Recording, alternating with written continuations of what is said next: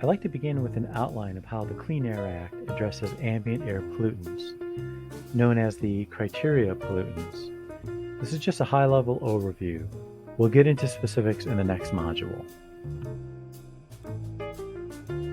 Right up on top of the National Ambient Air Quality Standards, I'm going to call these NAAQS. These are uniform standards that are established by EPA, and they set limits on 6 pollutants.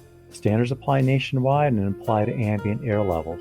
Every state has to comply with these standards, and they reflect health-based criteria. Thus, they're called criteria pollutants.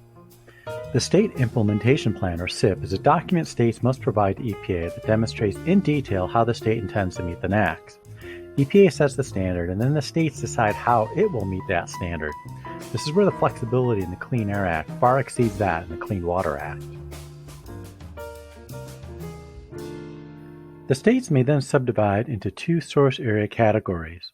First, some areas of a state may come under the non-attainment program, meaning those areas do not meet one or more of the NAAQS. Second, there will very likely be areas in attainment, meaning those areas meet one or more of the NAAQS. If a state has a non-attainment area, it will then further subdivide its emitting sources into existing stationary sources and new or modified stationary sources. This is a critical distinction because the law imposes different emission standards for existing and new or modified sources. For existing stationary sources, meaning the source was in existence at the time the law takes effect, the state issues operating permits to these facilities, which imposes upon them a technology standard known as Reasonably Available Control Technology, or RACT. This is a technology that achieves a certain level of emission reductions. For new stationary sources, that is, new sources that are built after the law takes effect, or existing sources that make significant modifications and are thus considered new-like, the New Source Review Program applies, or NSR.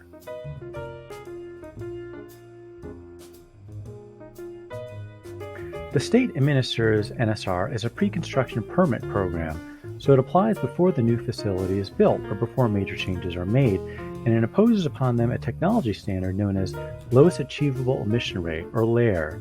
LAER is designed to reduce more pollutants than RACT. The New Source Performance Standards Program, or NSPS, is another program that applies to new or modified sources. NSPS requires reducing emissions by a specific numerical emission limit, and the limits are written by EPA. NSPS applies to about 50 specific industry emitters, such as cement kilns or coal power plants. NSPS serves as a backstop to the existing and new source review programs.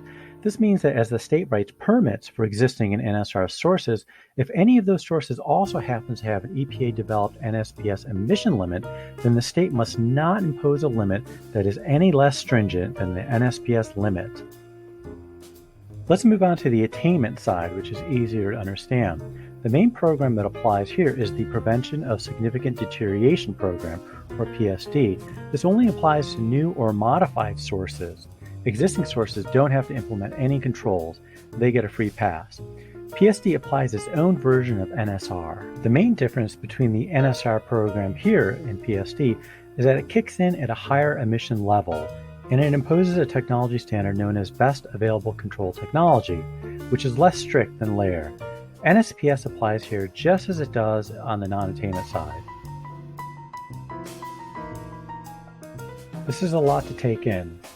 In Module 5C, we're going to explain each of the key programs in greater detail.